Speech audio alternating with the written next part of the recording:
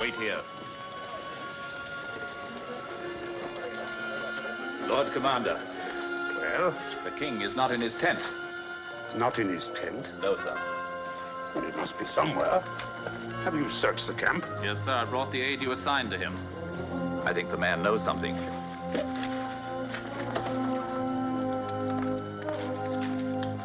That is the man, sir.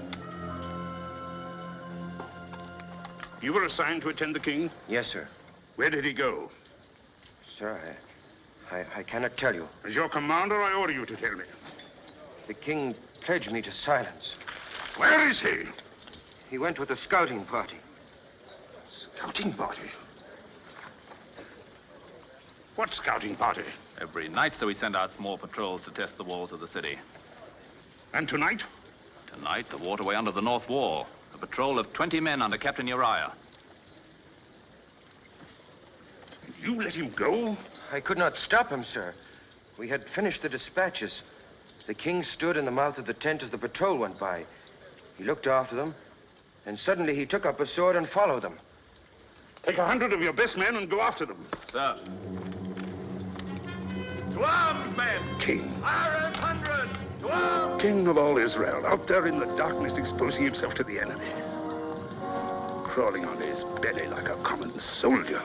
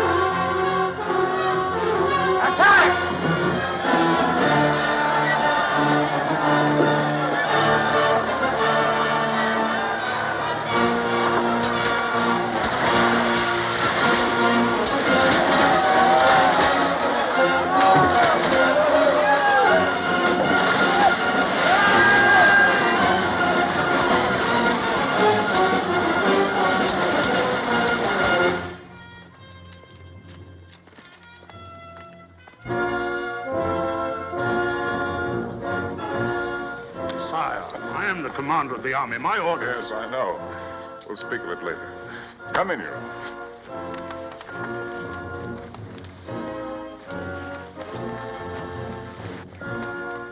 I apologize for delaying your supper. Sit down, Uriah. Pour us some wine. Sit down.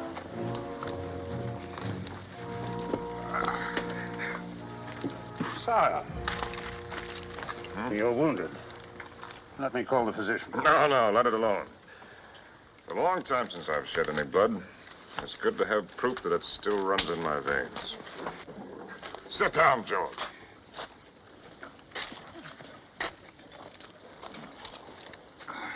We must decide on our strategy, for Rabbah is well defended. Unfortunately, there are no Joshuas among us to command the walls to fall down. What would you do, Uriah? I can speak for the men, sir. Every man in the army would be glad to die for David. 1,000 dead, perhaps 2. 1,000 vineyards and flocks left untended. 1,000 women wailing on my doorstep. You have a wife, Uriah? Yes, sir. She will come to my door in tears. If I am unlucky. No, it is a certainty. In wartime, the best are always the first to die. Then her tears will be tears of pride. You are too young to know much of women and too brave, whereas I am a coward. A coward, sir? My men go into battle singing an old song. Saul has slain his thousands, and David his 10,000s. That was years ago, when I was captain of 100 like yourself. I was not the king. You will serve me better if you live, Uriah. Come, George. Remain seated. Continue with your meal.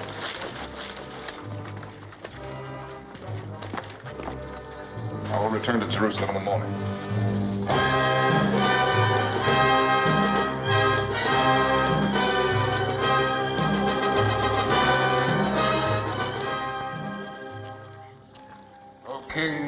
Judah and Israel live forever. The Pharaoh of Egypt sends greetings to his beloved cousin. The Pharaoh bids me prostrate myself before the great king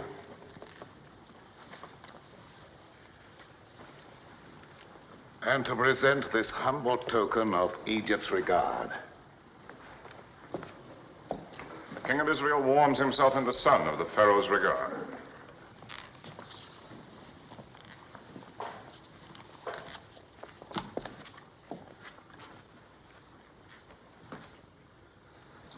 My beloved cousin, the Pharaoh, probably hopes that I'll cut my throat with this.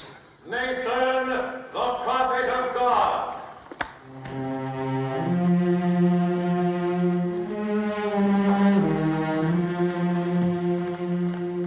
May God walk with David. It is his custom to walk with Nathan.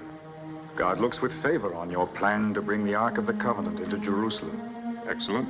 But as to your intention of building a temple to receive the Ark, he has commanded me to say this to you. Thus speaks the Lord. Should my servant David build me a house to dwell in? For I have not dwelt in a house since the day I brought the Israelites up out of Egypt, even to this day, but ever lived in a tent. Have I ever, in all these years, demanded that a temple be built for me? Now, therefore, I say to David, I took you from the pasture, from guarding your sheep, to make you shepherd over my people, even over all Israel. Yes, I understand. God sees no need of a temple. Is that it? That is his word. Very well, I leave such decisions to you. To God, sire. Whatever you like. You may take full charge of the arrangements to bring the Ark here from Baal, Judah. My father, will you hear my petition? Amnon, my son, you need not beg for an audience. You promised me as the heir to Israel all the vineyards north of the Mount of Olives as far as the borders of Ephraim. Yet you have given the large vineyard on the Gibeon Road to Absalom. Did I?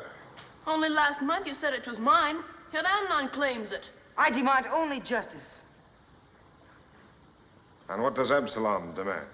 Justice, too. Then no matter how I decide, I am unjust. The vineyard belongs to Amnon. Thank you, my father.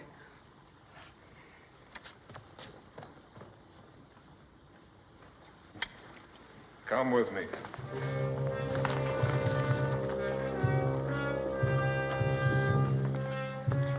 Let's try to understand my problem. Amnon is the heir. He has been anointed.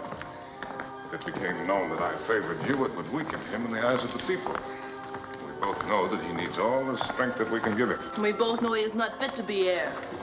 That I cannot help. You could anoint me in his place. Even if I wanted to, I am bound by the law. With our people, the law is everything. It is in their bones. It's only one vineyard, Absalom. I'll give you your choice of my own holdings. I want only what is mine.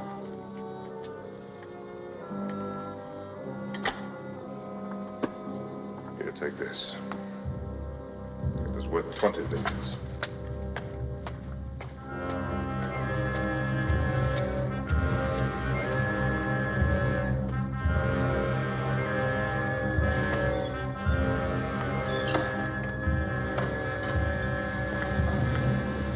Michael, I did not expect to see you here. Does my presence displease the king? Of course not. You're always welcome. If the sight of me is so welcome, why haven't you come to my chamber since your return? I had much on my mind. Yet you found time to greet your other wives. I was the first. And now I'm the last. If you had been with the others, I would have greeted you too. You remain aloof by your own choice. There was a time when you thought well of my aloofness. I make no objection to it now. Do as you please. How graciously. You give your royal approval. Your sarcasm is wasted. We both know that royalty is a fraud. It was no fraud when my father was king. I've never denied that Saul was every inch a king. And his successor, every inch a fraud. I will not argue with that either.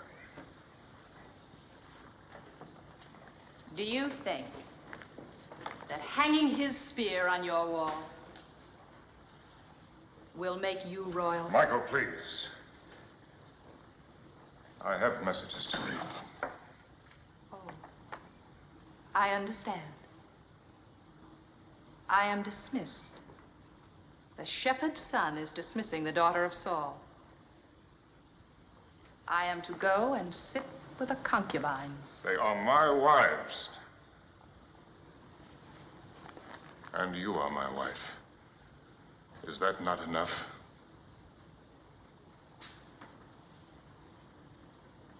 Why did you marry me, David? Why? Because I loved you.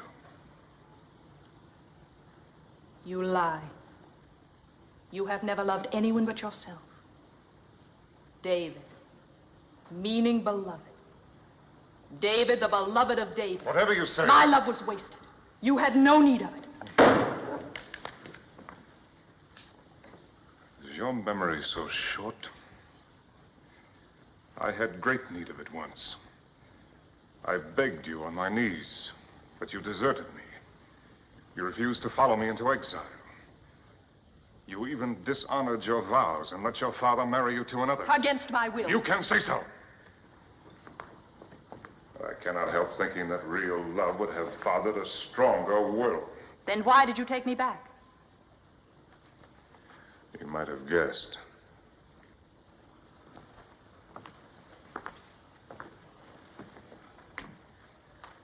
Without Saul's daughter at my side, the northern tribes would not have acknowledged me as king. By taking you back, I made Israel one.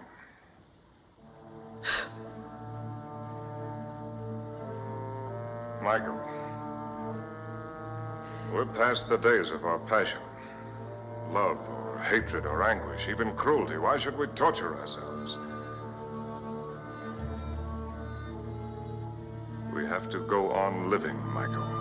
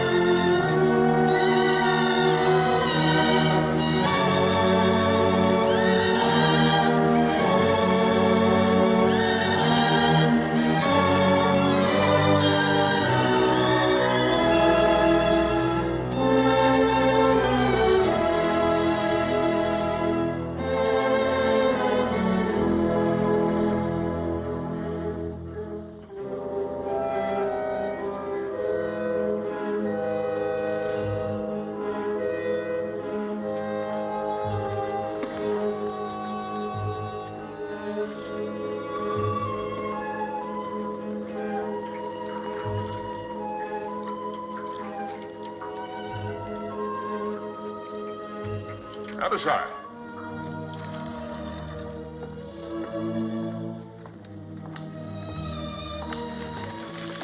There's a house. Over there. Under that big terebinth tree. You know it? Yes, sir. The house of Uriah the Hittite. Uriah the Hittite.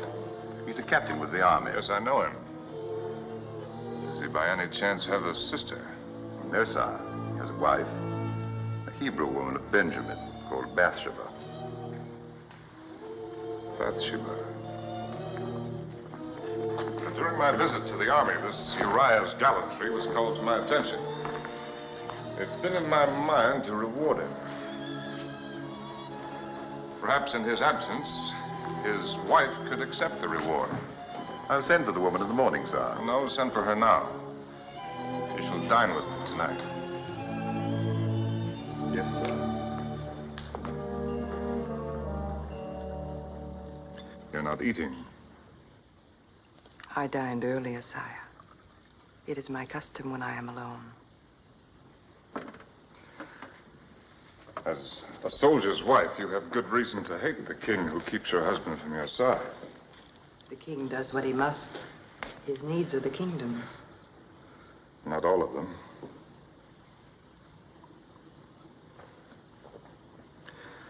This wine is Phoenician.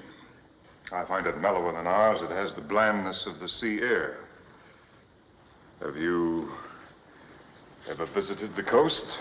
No, sire. I lived for several years among the Philistines. The cold people like their sea. We Hebrews are of the desert. We breathe its wind and our blood runs hot with it. Our emotions are fierce like the desert wind. We worship our God fiercely. We love fiercely. We feel sorrow fiercely. Even the lesser sorrows like the absence of a loved one. Has Uriah been away for long? We have been married 7 months. Of this time, we've been together 6 days. A poor return on the hopes of your betrothal. You are generous indeed not to hate me. I had no hopes, sire. I first saw Uriah on our wedding day when my father brought me to his house. Then 6 days is the sum total of your love. Of our marriage. Yes, sire.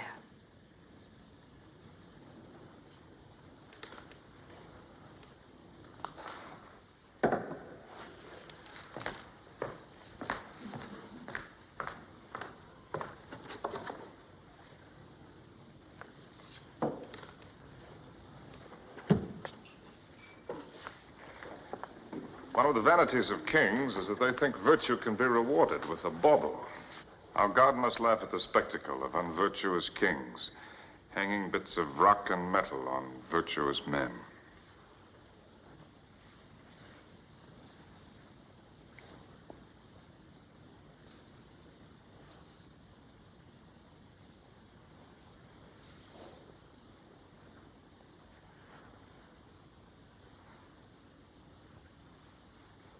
That is for virtue.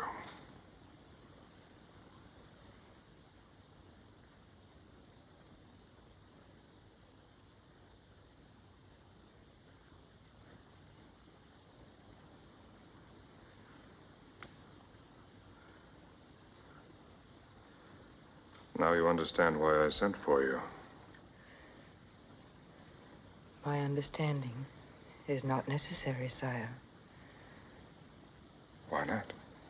You are the king. Is that all? Well, leave the king out of it. Think if any man would be content with such an answer. What other answer can I give, sire? You have sent for me and made known to me your will. What else is there for me to say? In Egypt, that would be enough. There, the pharaoh has certain rights he can command, but even if I had the right, I've never used my power to take anything by force. All that I have ever had has been given to me. Freely, without restraint. Even Israel, I refused the throne until every elder of every tribe had come to me and begged me to take it. It's been a kind of pride.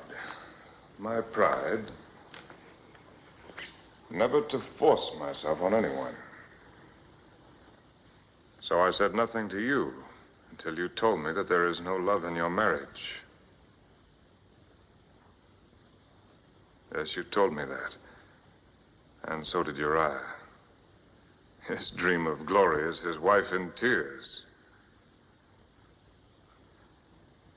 You'd better go.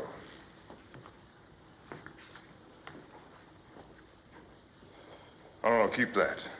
It's only a stone, but you lend it beauty. Uriah is a fool. When I looked on you from my terrace tonight, I knew that every future moment spent away from you would be a moment lost. Yet he's found only 6 days for you in 7 months. The perfume of his beloved is the stink of war. Does he think that a man was made only for the agony of battle? Does he call that manhood? Has he no blood, no heart?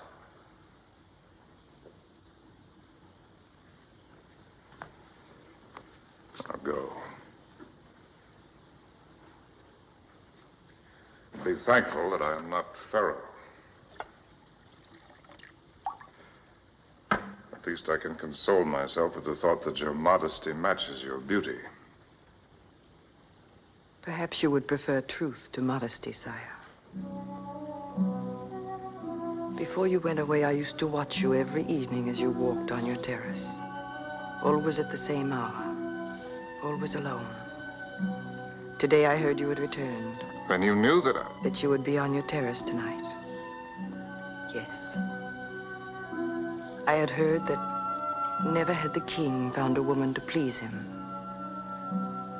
I dared to hope that I might be that woman.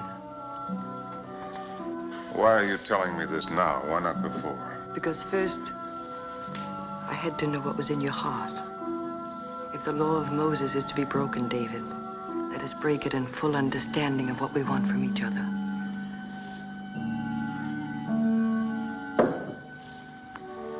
No, please. I'm not finished. There are women you could send for and send away again. I am not one of them. What do you want? To please you. Have I not made it plain enough that you please me? I'll never send you away. If that is what you want, never as long as I live. No, David, that is not all I want. Think not of this one night, but of all the days and all the nights to come. Think if I can give you what you need for as long as you live, as your wife. But you're not free.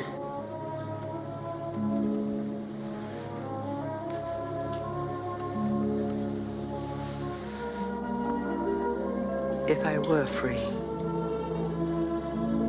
The king is not supposed to need anything. Only a fool would suppose that. Oh, then. Friendship. I had a friend once, but I destroyed him. The others who call themselves friends, I never see their eyes, only the tops of their heads as they bow to me. Their hands are extended to me, but palms upwards for favors. Even my own sons. Will I see your eyes, Bathsheba? You will see them. And my hand will be in yours. That much is easy, David. I'm only a man, Bathsheba. I need someone to understand that. I need the kind of understanding that only one human being can give to another. I need someone to share my heart. The man I watched from my window was not the king, but a man whose heart is well worth the sharing.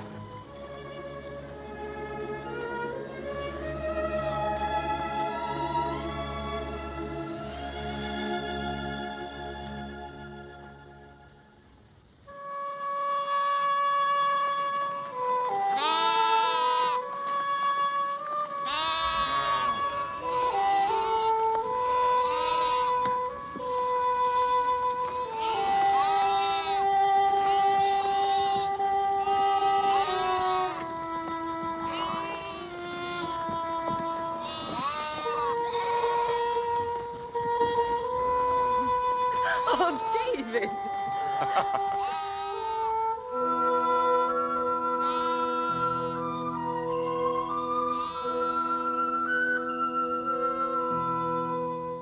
No, David. The boy, he'll see us. No matter. Shepherd boys learn early about life.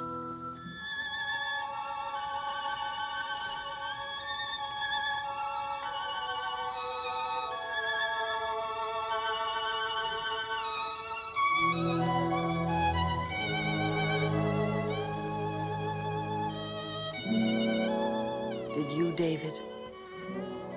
Did I what? Learn about life early.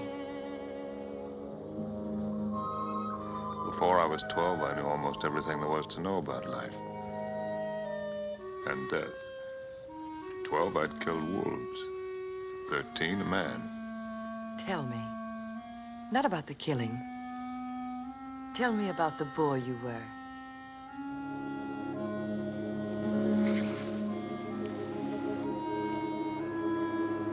Couldn't be of any interest to you.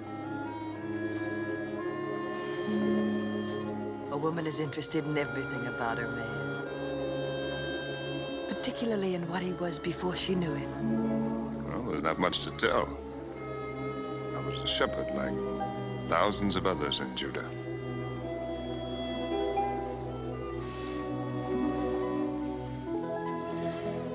You slept out under the stars.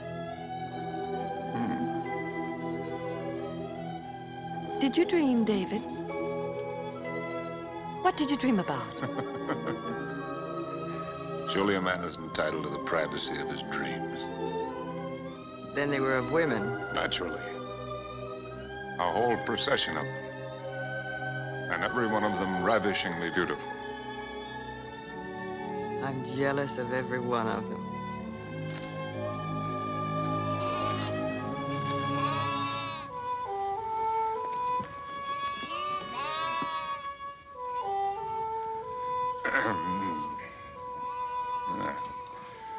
It's been a dry year.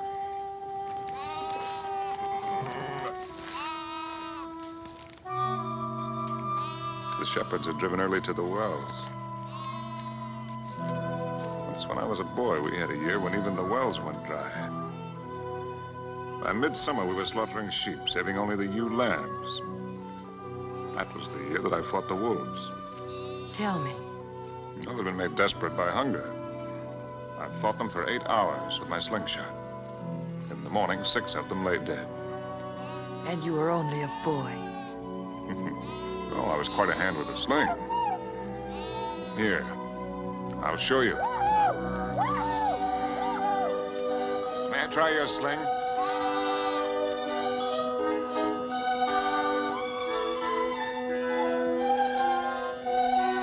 Now, that tree. Watch.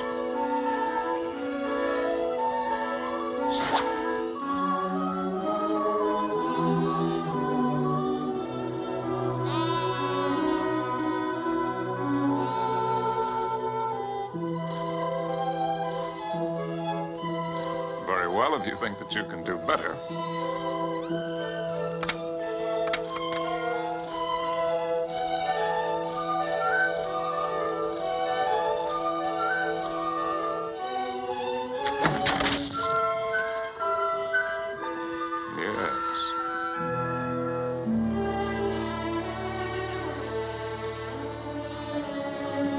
Well, I lack practice.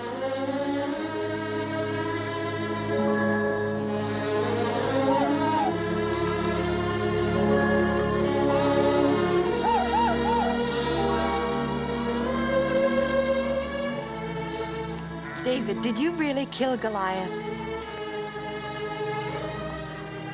After seeing me with that sling, how could you doubt me? Was he truly as big as they say? Well, I will admit that he grows a little bit bigger every year.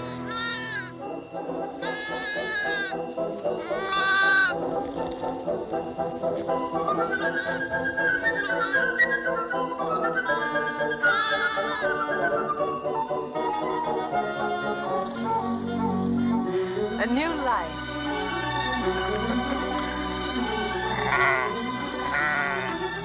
Oh, there's his mother. She's caught in the brambles.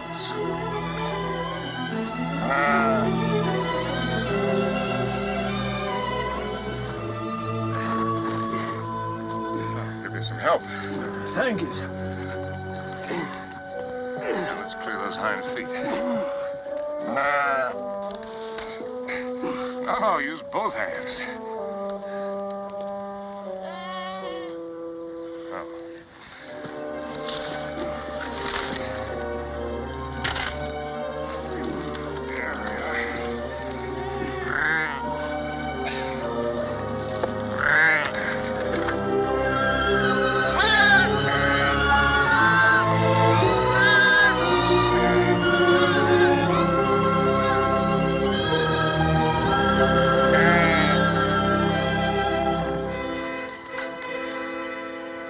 old soldier, sir.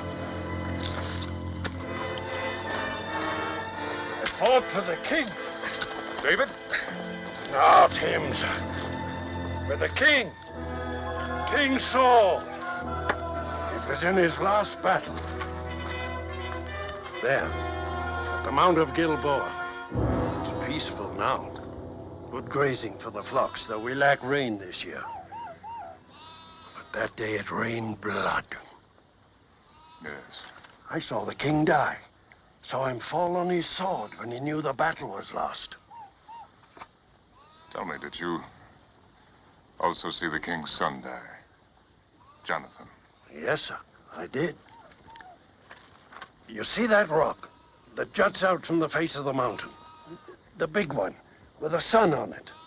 Prince Jonathan stood there with a loyal friend on each side of him. He fought there the livelong day. His friends went down, but still he fought against tens, then against hundreds.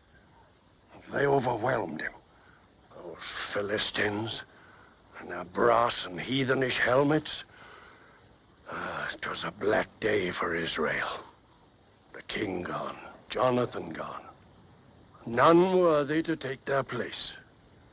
Yet Israel found a king in David. Saul was king. Jonathan should be king today.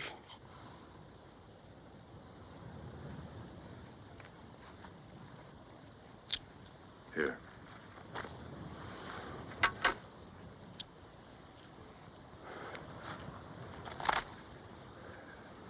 Thank you, sir.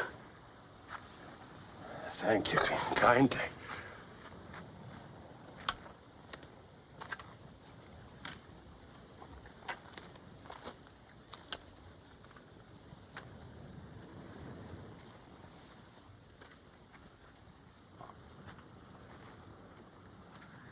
David. Come. It's getting late.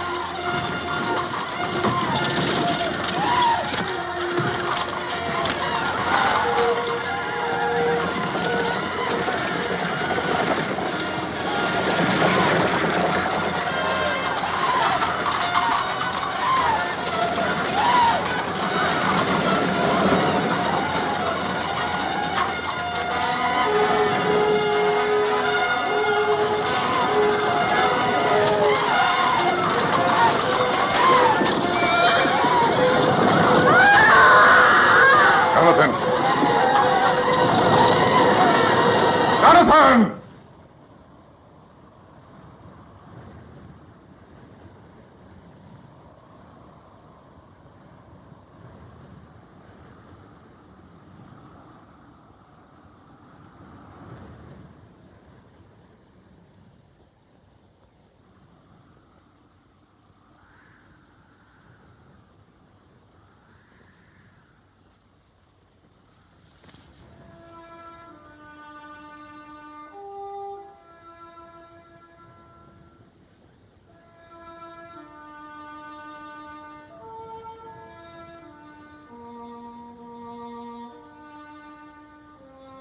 How are the mighty fallen in the midst of the battle?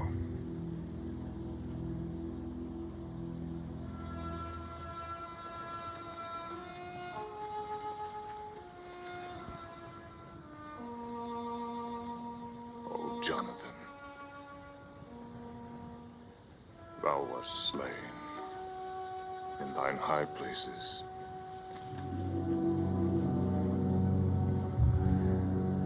I am distressed for thee, my brother, Jonathan.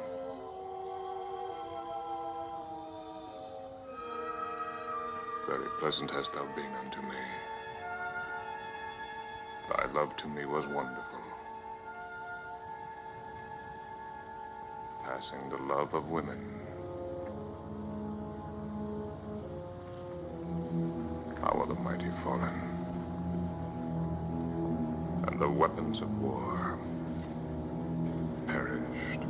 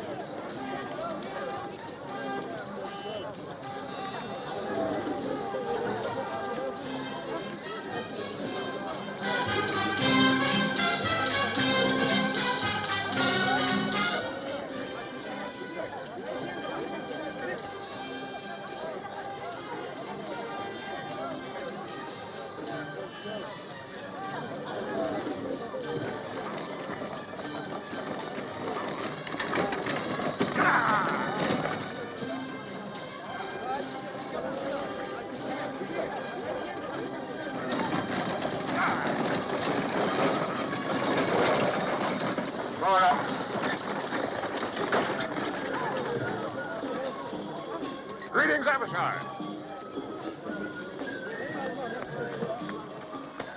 I received your message. Am I in time? Yes, sir. Even now, the caravan approaches Jerusalem.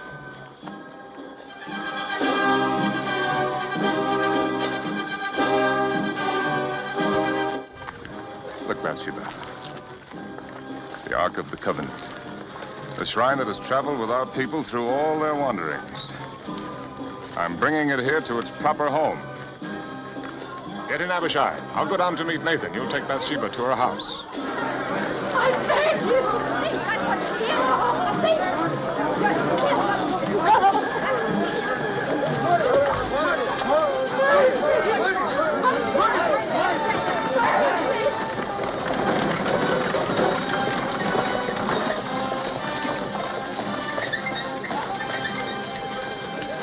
Mercy, I beg you. It's for you to cast the first stone.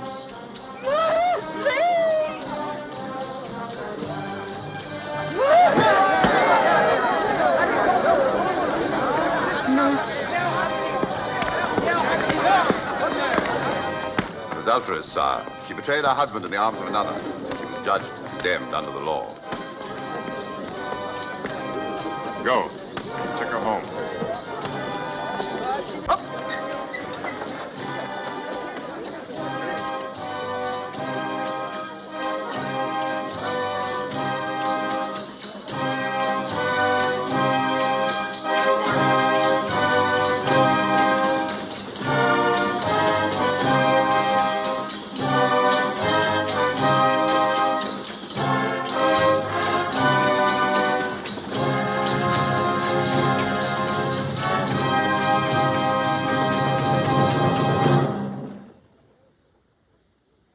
Sire. Nathan?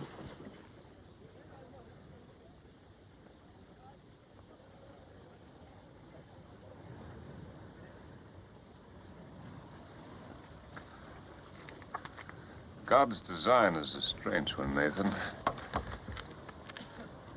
Consider how this box of wood has outlived the flesh that made it, and preserved it and venerated it. A pity that it is mute and blind and cannot tell us of our ancient dead.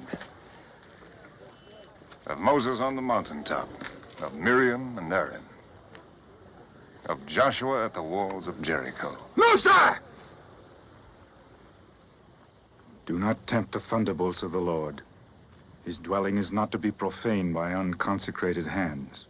To touch it is to die.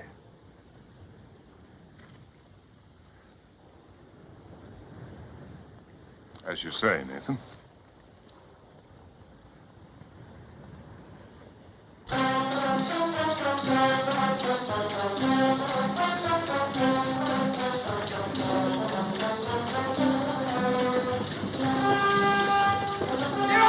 The Ark of the Covenant at falls!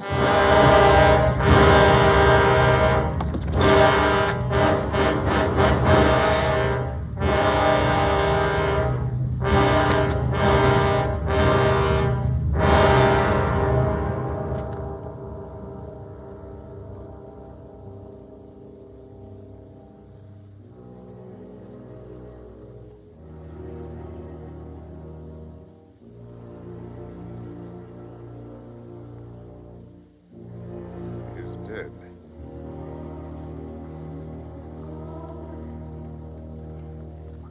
Let all take heed and bear witness to what they have seen, that the people may know the will of God.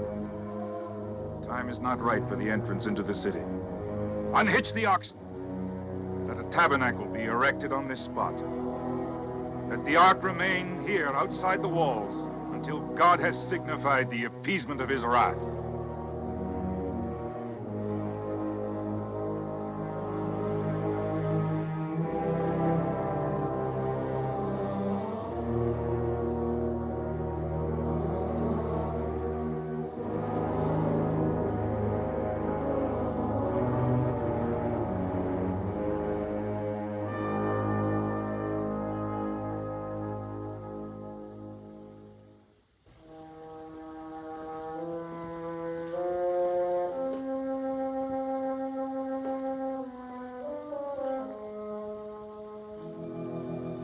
David. Bathsheba.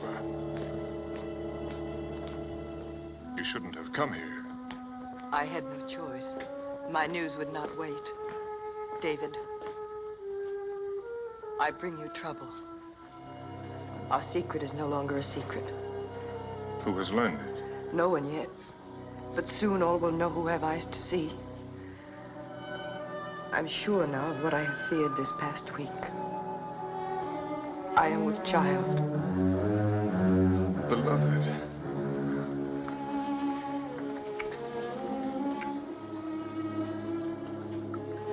No need for tears. You bring me only joy. What man would not be happy to learn that his wife will give him a child? I am not your wife. You are my only wife. Please, beloved, do not be afraid. I'm not afraid. Soon enough, we must all go down to Sheol. My tears are for our child who will never see the light. Bathsheba, listen to me. You will not die. The law says that I must. They would not dare. I am the king. The Israelites have had kings for less than 50 years. They've had the law of Moses for hundreds. Then I will give them their kingdom. You and I will flee into Egypt. No, David. Your life is marked out on a certain course. Even you cannot change it. It is God's design.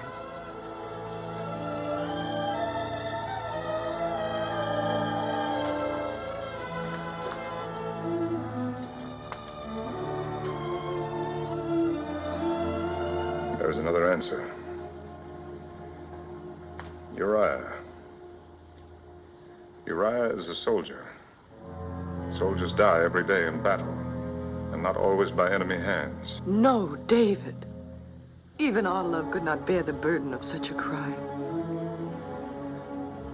The crime lies in the chance that I was born a Hebrew. In any other nation on earth, Uriah's life would be forfeit. It would be no less a crime.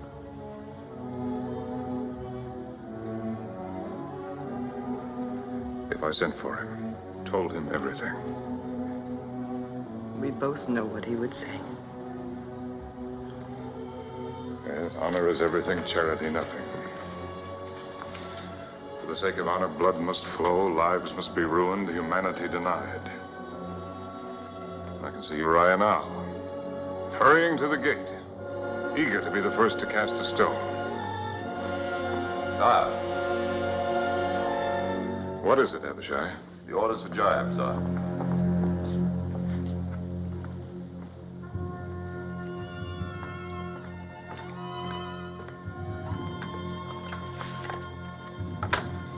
Yes.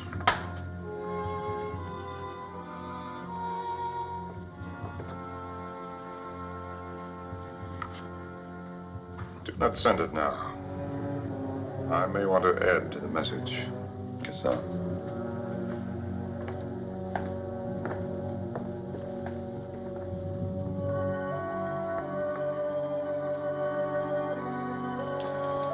There's another way. Perhaps it will solve nothing. But at least it will gain us time. If Uriah can be made to believe that the child is his, But he has been away almost a year. I will send for him to report on the campaign. He'll be here in Jerusalem one night, perhaps two. Called me your wife. The law calls you his. That is not worthy of you, David. It tears my heart to suggest such a thing. But it is your life, beloved. Your life. It is shameful what you ask. There is no shame too great. No act so vile that I would not commit it. Save my love.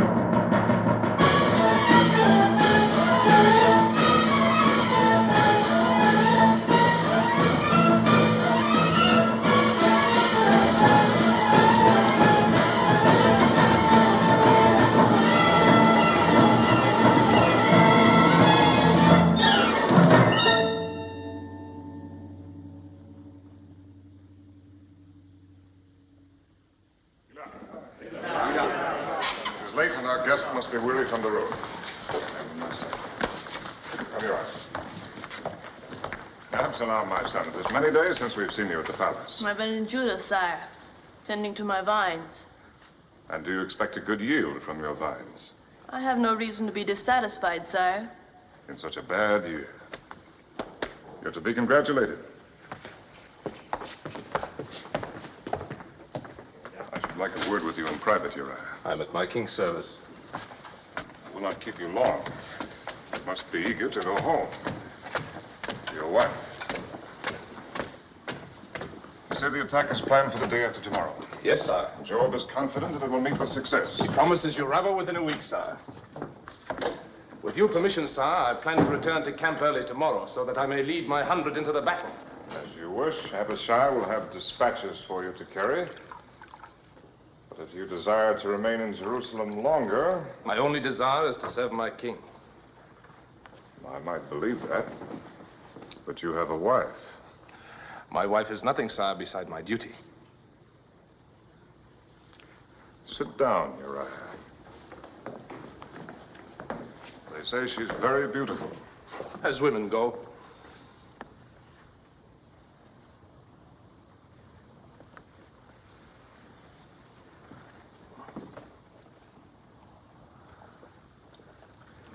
A woman does not always share her husband's devotion to duty. Have you ever tried to think of things from her point of view? No, sir. But supposing her wishes and yours come into conflict? A woman's wishes cannot conflict with her husband, sir. That is the law. The law? The law can only control what we do, not what we think. What does your wife think, Uriah? I do not know, sir. Is it possible that you believe that she does not think or feel? A woman is flesh and blood, Uriah, like us. Perhaps even more so, because we give her so little to think of but matters of the flesh. In all our history, only a handful of women have been permitted to write their names beside the men. Miriam, Deborah, Jael, perhaps one or two more. A woman's occupation is her husband. And her life is her love. But if her husband rejects her love, if he puts another love before it, if he denies her the only meaning that her life can have, is it not understandable if she seeks a meaning for it elsewhere? With another man? Yes. If she does, she breaks the law. But if her husband feels pity for her, under the law, he is the one who must condemn her. Then it is doubly his duty to be sure that the law is obeyed.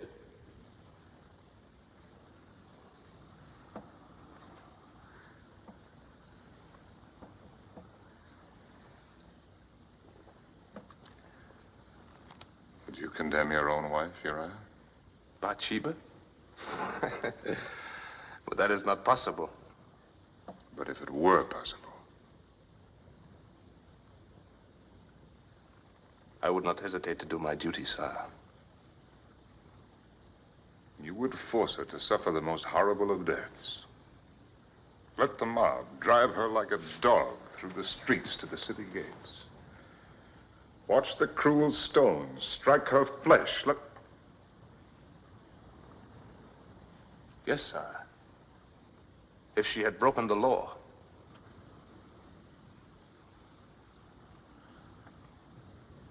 I've kept you too long from your bed. You may go.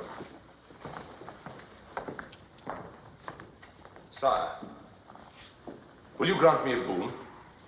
What is your wish?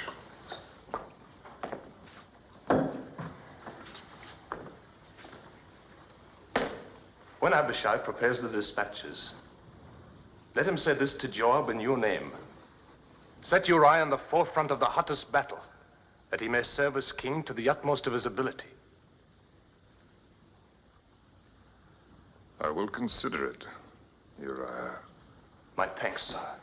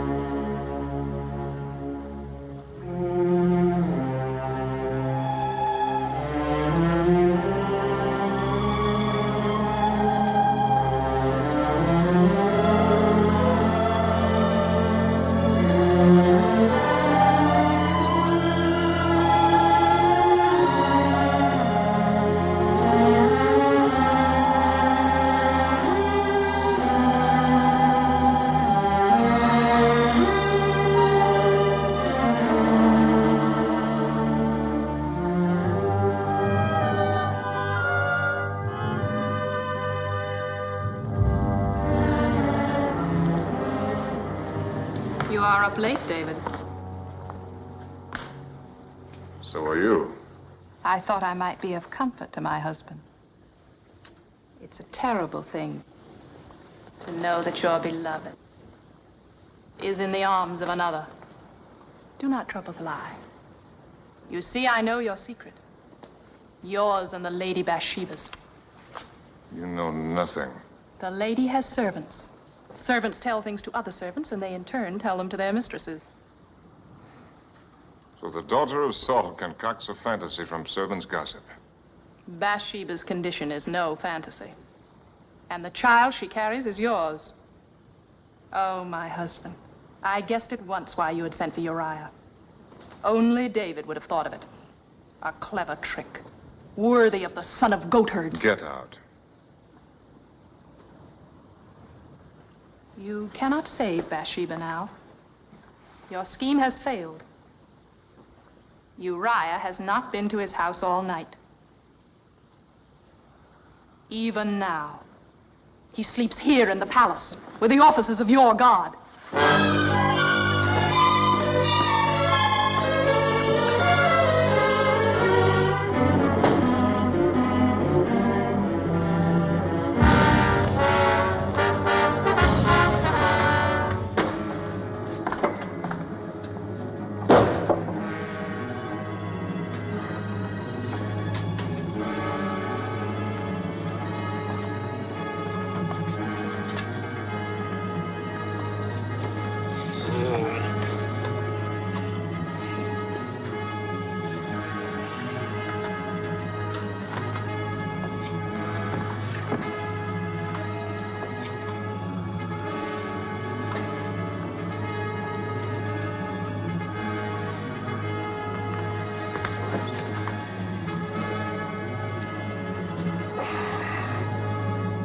Sire, forgive me. I have slept late. I told you to go home. I ask your pardon, sire. I could not go to my wife. Why not? It's a matter of my own worthiness. Perhaps you will consider this foolish, but when Joab told me I was to come to Jerusalem, I swore an oath on my sword. I swore that while the army still slept in tents, while Rabbah still stood in defiance of God's will, I would deny myself the comforts and the pleasures of my own house. I would keep myself clean for battle as if for entering the tabernacle of the ark. I'm sorry if I have offended my king.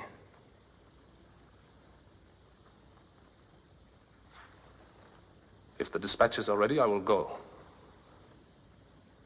You fool. You stupid lion.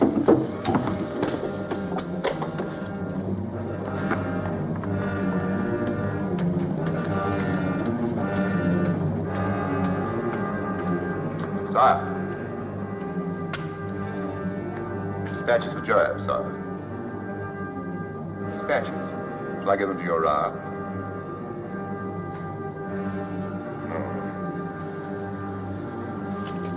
No.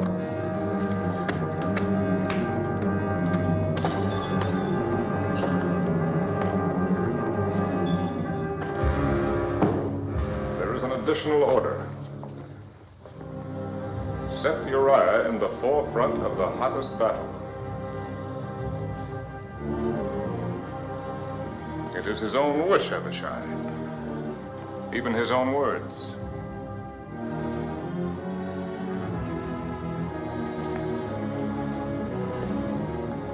Is that all? No. I will not add hypocrisy to my other sins. Even if Joab should understand what I intend, I cannot ask him to share the burden of my guilt. Here is the order. Set Uriah in the forefront of the hottest battle and retire from him that he may be smitten and die. Yes. When it is finished, seal it and give it to Uriah. Yes, sir.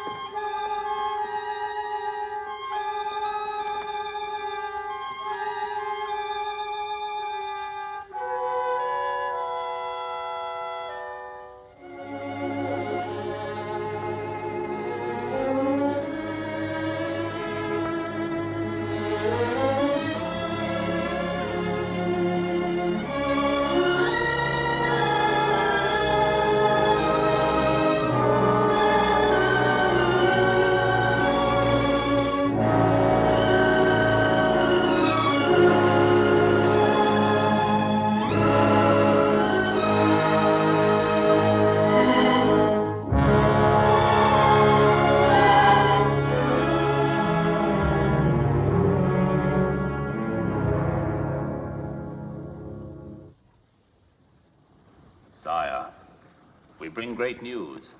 The walls of Rabbah have been breached. When we left, there was fighting in the streets of the city. Joab bids me urge you to come to Rabbah with all speed to receive the surrender of your enemies.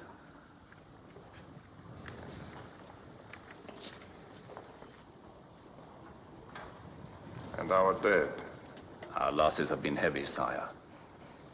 Of the captains of 1,000, Abimelech, the son of Jerubbaal, and Heled, the son of Ikesh. Of the captains of 100, Hezro the Carmelite, Egal, the son of Zelik, Ittai, the son of Ribai, Abiel, the Arbathite, Eliam, the son of Reuben, Shammah, the Haradite, Uriah, the Hittite, Bani, the Gadite, Asmaveth, the son of Eli, and many more are wounded.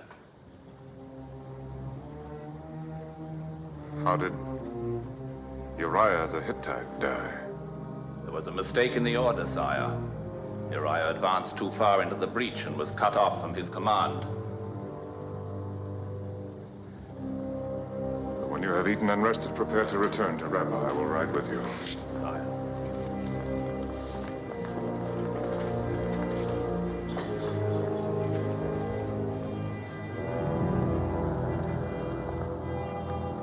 Sire, Lady Bathsheba's servant waiting for your answer.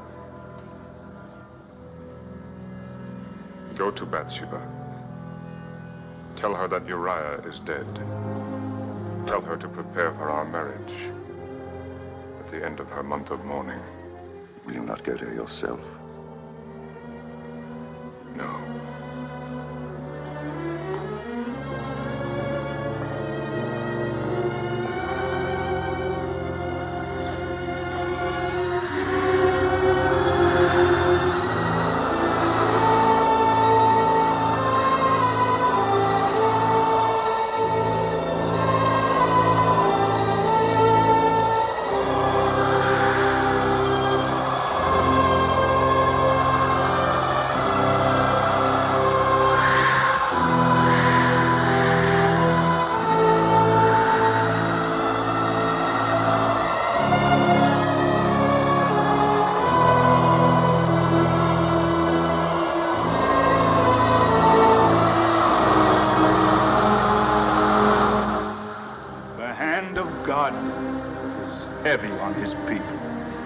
Thus speaks the Lord. I will withhold the rains and cause the fields and vineyards to dry up and the flocks to grow thin. I will waste the land with drought, the people with famine. Yea, I will smite Israel for its sin against me. Woe unto Israel! Woe unto my people who have sinned. What sin, Nathan? The Lord has not vouchsafed to me its nature. But evidently the sin is great, thus to incur his wrath. Does it take so much to make him angry? That soldier who laid hands on the ark, he was only trying to be helpful. It is not for us to question the ways of the Lord. I question nothing. Yet the sun was hot that day. The man had been drinking wine. All were excited when the ark began to fall. Is it not possible that the man might have died naturally from other causes? All causes are of God. We've had droughts before, Nathan. I'm buying grain in Egypt and Philistia. There will be enough for everyone until the rains come if I have to empty my treasuries. Now, what more can I do? Is there anything else? Yes, sire. I have sat in the gate and listened to the people talk of the king. What do they say? They say that David is no longer David. They say that he neglects his duty, that he is often away from the city. When he is here, he has turned his face from his people. Petitioners are sent away from his door without a hearing. In hard times, it's natural that some will complain. Complain, yes, sire. But not talk openly of overthrowing the king. Explain yourself. The hearts of the Israelites are turning after your son. It's difficult to imagine poor Amnon winning anyone's heart. Not Amnon, your second son, Absalom. Boy? Every day he is at the gate seeking those you have turned away. To these he says, "Oh, that I were made a judge in the land, that all may come to me and receive justice. Confine yourself to the affairs of God. Leave the affairs of the kingdom to me. Sire. Oh, Abishai, I have orders for Joab. The king forgets that he too is a servant of the Lord.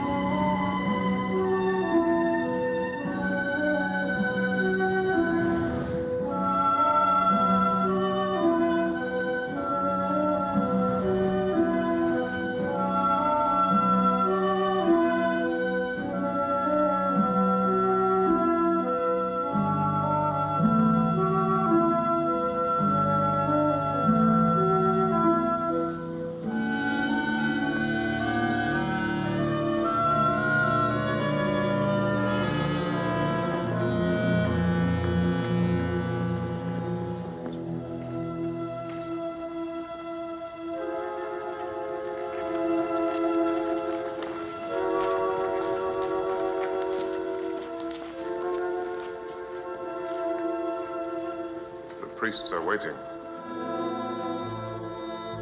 I have been waiting these days and weeks, waiting for a word from the one who called himself my lover, for a sign that all of his promises were not lies. Beloved, Do not call me that. Even the word is a lie.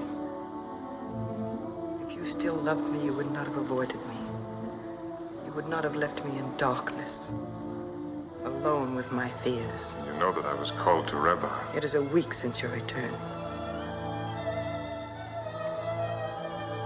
They are waiting. Let them wait. There will be no wait. I will not try to justify my behavior. But even if I have earned your hatred, you know why the wedding must take place. I could more easily find courage to face the stones of the mob. If our marriage is no more than an act of charity on your part, then say so. If I have lost your love, tell me, and I will trouble you no longer. I am not a beggar, David. Beloved, it is I who am the beggar. I beg your patience. If you love me, say no more. Take my love on faith. It is yours, and will always be yours.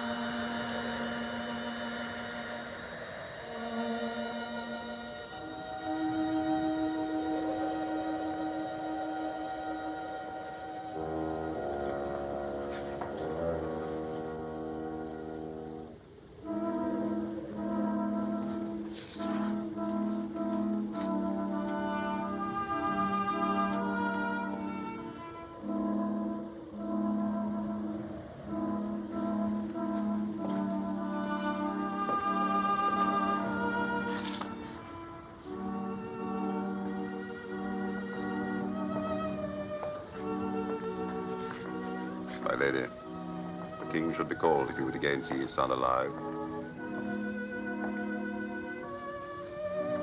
Call him.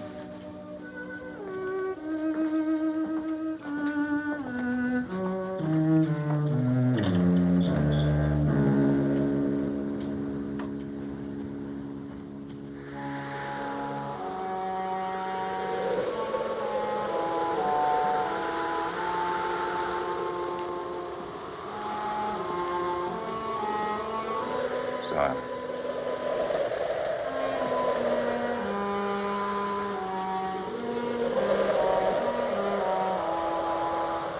Lady Bathsheba asks your presence. The child is better. No, sire.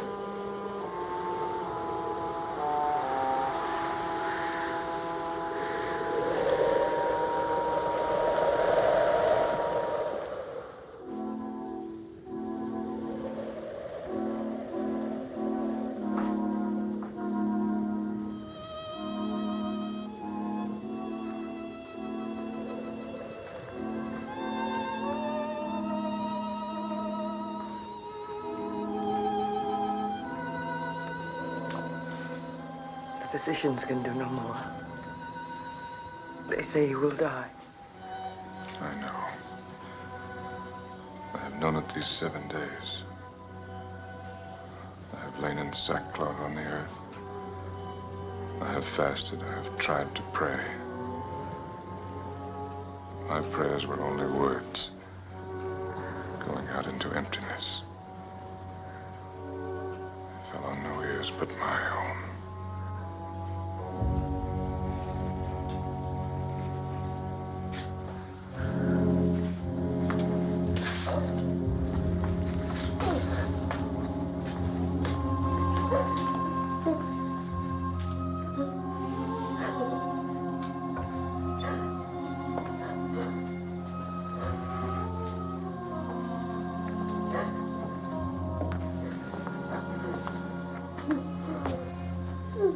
Sire, you tell me to inform you. The ambassador from Egypt has arrived. Shall I send him away?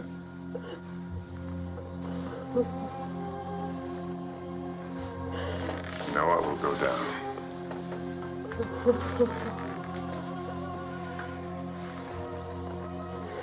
The time for grieving is past. Will it bring my son back if I mourn for him? No, I shall go to him. But he will not return to me.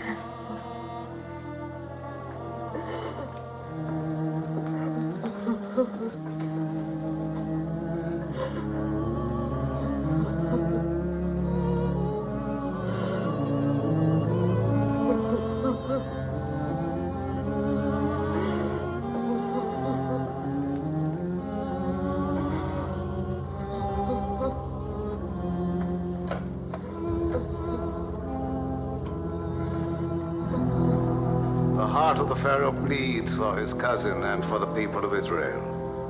But alas, the Pharaoh's storehouses are empty. There is barely enough grain to feed Egypt. The heart of the Pharaoh cannot bleed, for it is bloodless. The storehouses of Egypt are full. My sacred Osiris, I swear to you I speak truth. Dog of Egypt, you lie. And your master lies. It is only what I expected. Charity is not to be found among the virtues of those who make gods of vultures and hyenas. Now go. Nathan, the prophet of God.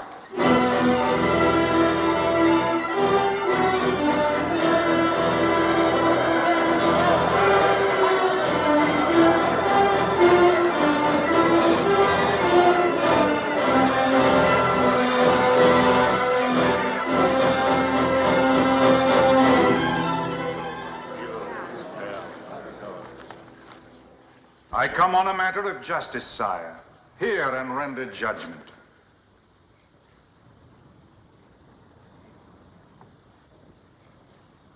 You may speak.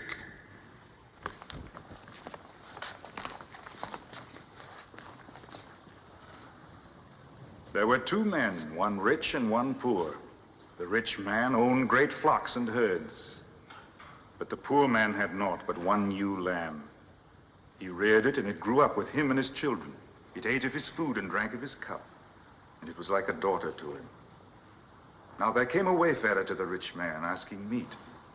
But the rich man did not take of his own flocks to feed his guest. Instead, he took the poor man's one ewe lamb and slew it and prepared it for the wayfarer. What is your verdict upon this man? He shall restore the lamb sevenfold. The lamb is dead. It cannot be restored. Then the man deserves to die, because he had no pity. You are the man.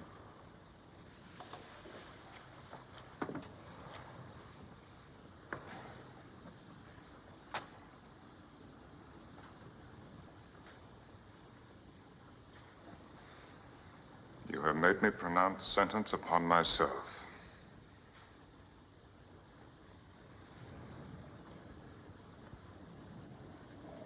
Very well. It is done. And there is no appeal. It is the will of God, and I accept it. Gladly. It is not his will that you should die, David. Worthy or unworthy, you are his anointed. Through Samuel, he chose you to lead his people. Your labors in his behalf are still unfinished. But you cannot escape the punishment of the Lord. I have not escaped it. My son is dead. His justice is still unsatisfied. You have paid for your adultery, but you have also killed. You have taken up the sword and slain your fellow creature for your desire. Now, therefore, the sword shall never depart from your house. You shall know the hatred and ingratitude of your own flesh. Brother shall turn against brother, and son against father. The history of David's house shall be a history written in blood. You tell me nothing new. I am content. Even so, the tally of the Lord is not paid. The woman has been denounced. She also must expiate her sin. She has lost her child. Is that not enough? Bathsheba has sinned, and she must render payment according to the law of Moses. Uriah's death was my act, and mine alone. She was a faithless wife. Faithless only because I made her so. Could she deny the king when I called her? Could she refuse to obey my commands?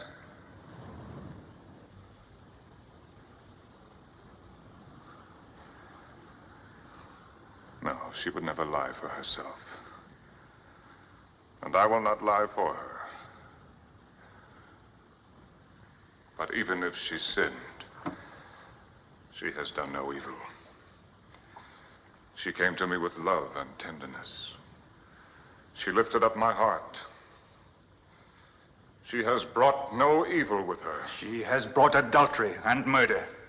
She has brought the drought and the famine. She has brought the wrath of God upon Israel. They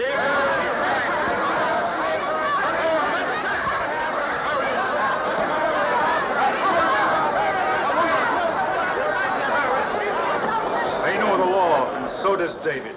Yes, I know the law. Where are the accusers? Under the law, they must cast the first stone. Where are those who will say that I knew Bathsheba before our marriage?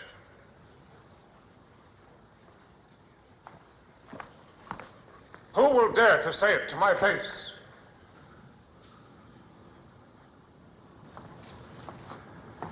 So there are no accusers. You have done it.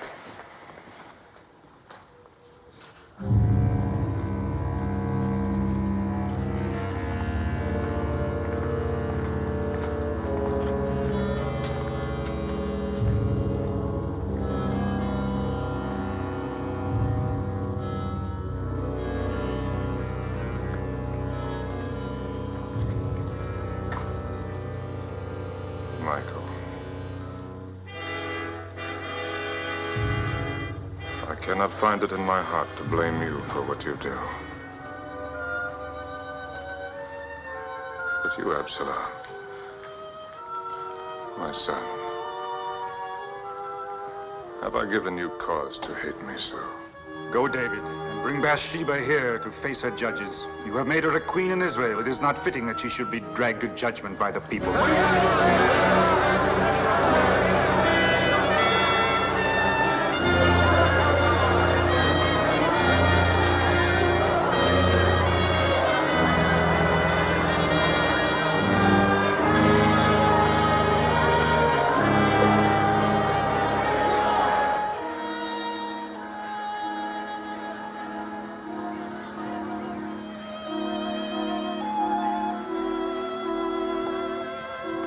Lady.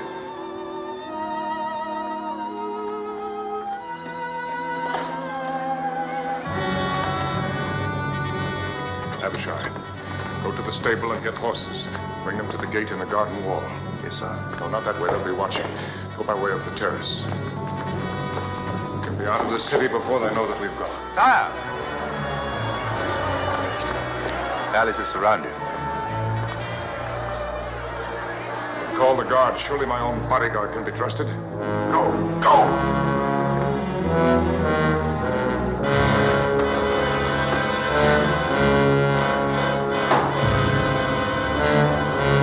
No, David. We cannot fight against the will of God. A God who punishes the guiltless. I am not without guilt, David.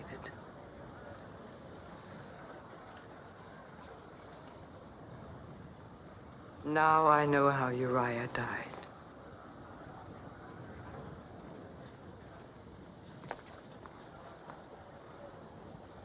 I think I really knew before our marriage. Knew and put it from my mind. I lacked the courage to face the truth. My guilt is as great as yours. Greater. Because I let you bear the burden of it alone. I killed him. I wished him dead. God sees into our hearts, David.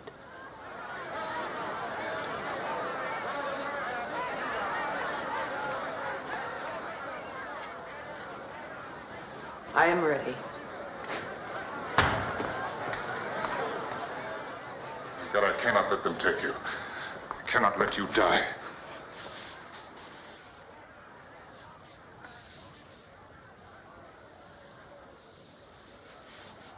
David. Yes, love.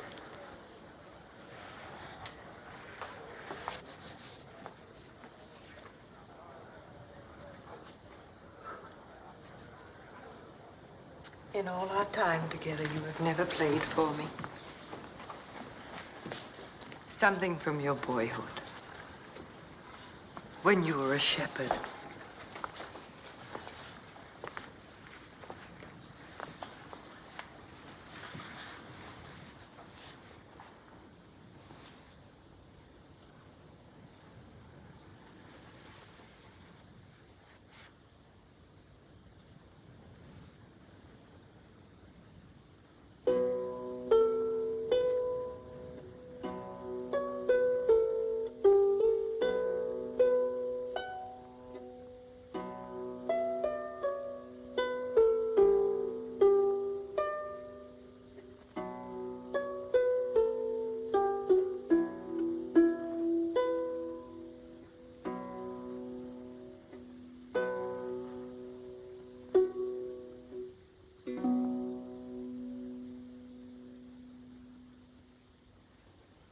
Lord is my shepherd.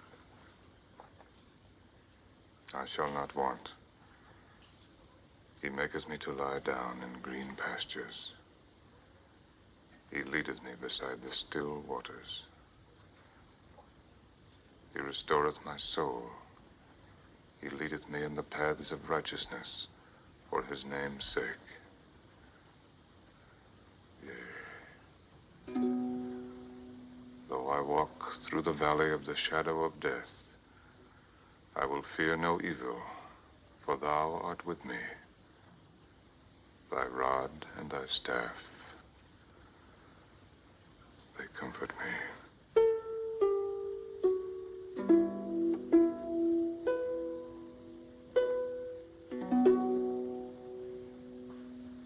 Thou preparest a table before me in the presence of mine enemies. Thou anointest my head with oil. My cup runneth over. Surely goodness and mercy shall follow me all the days of my life. And I will dwell in the house of the Lord forever.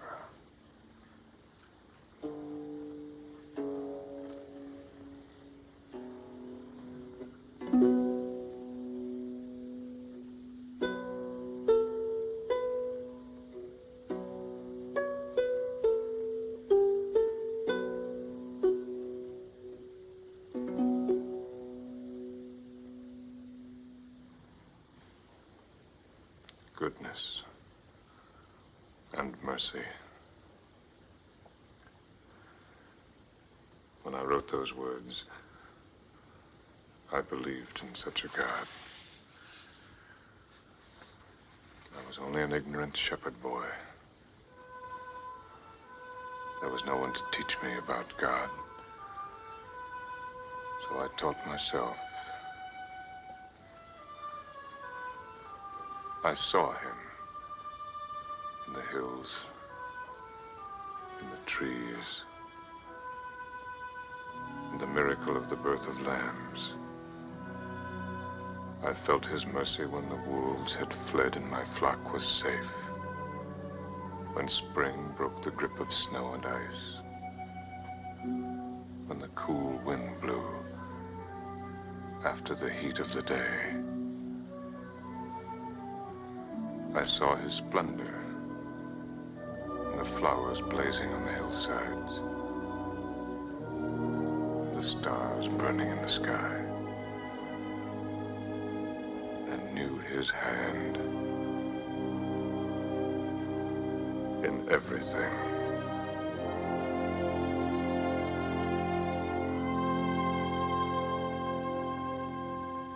Then I wandered from him. Tried to find him again. I had lost him. Somewhere in Saul's court. Or when I roamed the desert in exile. Or in the camp of the Philistines. His image paled in the lights of the cities. And his voice was drowned, quarreling, scheming of the ambitious and the mighty. And now Nathan has found him for me. Not the God of my boyhood days, but a God without mercy. A God who thinks only of his justice.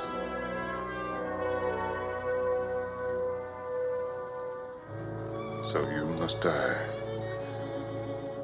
As the soldier died when he tried to save the ark from falling. He put his hands on the ark like this.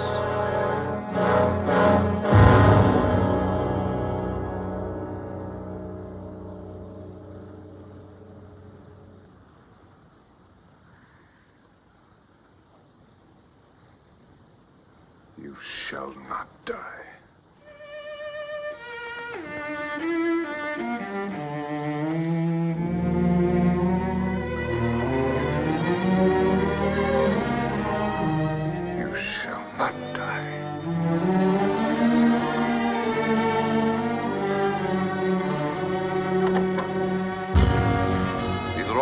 Sir. It will be enough. Take your stand at this door. If anyone tries to enter, cut him down.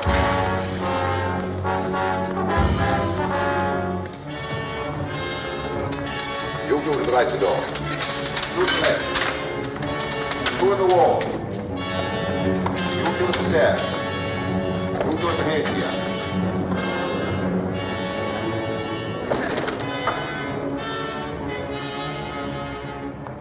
Where's the woman? She is not coming.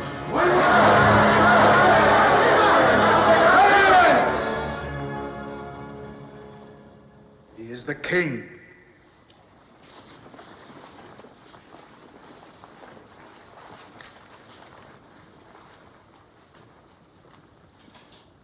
You have heard the word of God. I have heard the word of Nathan. You have told me that God demands justice. That I will believe. But I will not believe that he would condemn a helpless woman for another's crime. Where are you going? To the tabernacle. If God is what you say he is, if this is truly his justice, then let him speak for himself. Will you go to him in anger? He has shown me nothing but anger. He has turned his face from me. It was David who first turned his face from God. Once there was a David who knew how to pray, who sought nothing for himself at the hands of God, who found his strength in faith alone. If that David still lives, his God will not deny him mercy.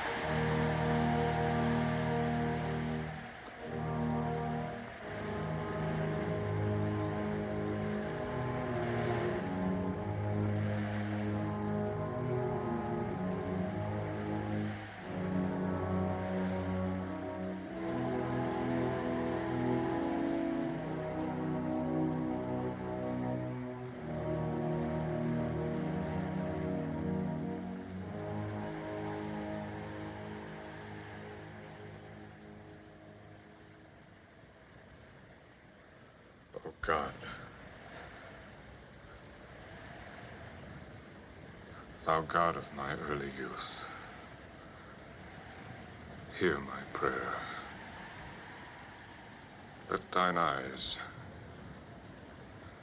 which alone see clearly, fall upon thy worthless servant. In all things have I failed thee. My life is a waste. My crimes are many and terrible. To my sons I have bequeathed the evil that is in my blood. I have led my people into misery and want. I have used thee with ingratitude and betrayed thy trust. I have been a faithless shepherd. I am dust in the sight of thine eyes. I am less than the meanest creature crawling in the earth. And yet, O God, I am also thy creation. Take not thy Holy Spirit from me. Thy Spirit, which abode with me in the wilderness. I ask nothing for myself, O God. By my sins, I have put myself beyond the compass of thy forgiveness. But lift thine hand from thy people who suffer for my crimes. Forgive them the sin that is not theirs, but mine. Let the land thou gavest their fathers flow once more with thine abundance.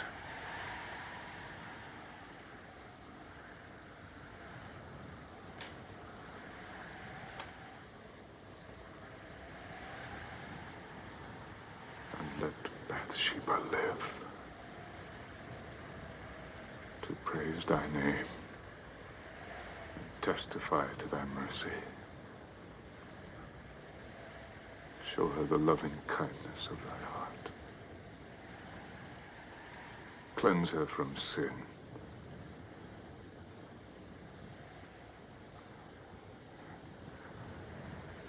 And let thy punishment fall on thy servant who has earned it. Look not on the sinner who comes before thee,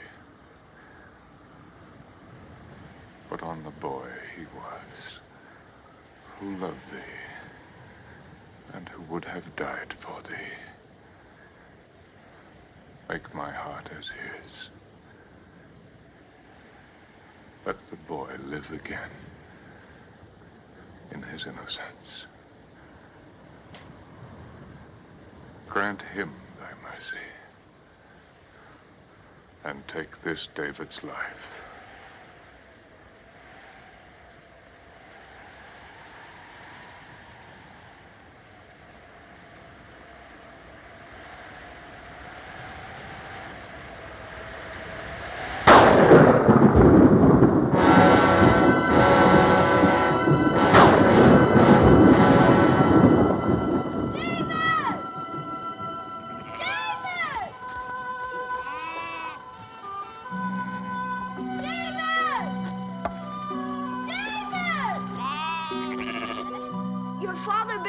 To his house. I am to stay with the sheep. The prophet is there, the prophet Samuel himself. It is said that he comes to choose a king over Israel.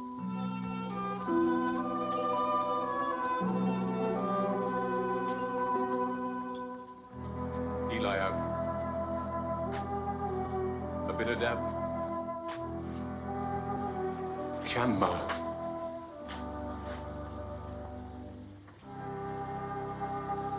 The Lord has not chosen one of these. Any father would be proud of such sons. You do well to feel pride, Jesse. But the Lord does not see as man sees. For man looks on the outward appearance, but the Lord looks on the heart. Who is this? My youngest son, David, who tends the sheep. But he's only a boy. A dreamer, a singer of songs. Come hither, David.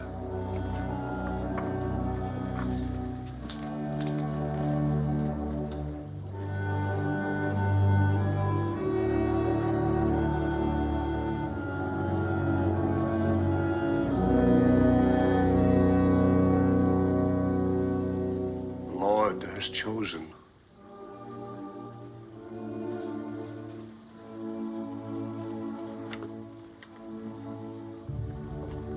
Honor him, David.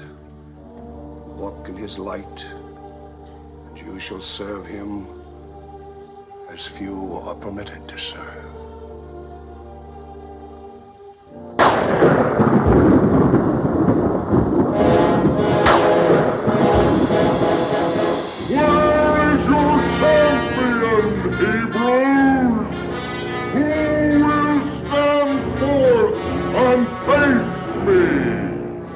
Of Gaza, challenging us to send a champion against him and so decide the battle.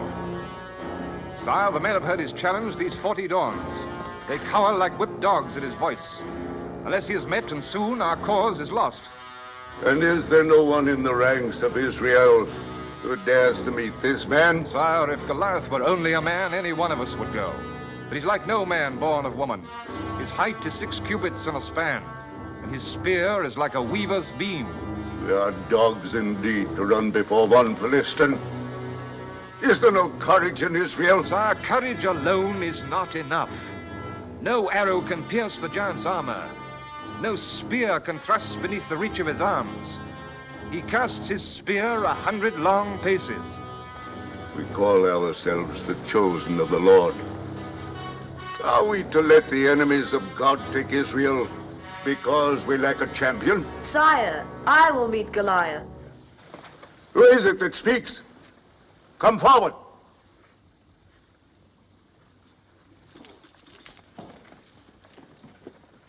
David, my armor bearer. I will meet him, sire. Sire, Samuel calls this boy the Lord's anointed. If you let him go down to face the giant, Samuel's prophecy can be proved. Or disproved.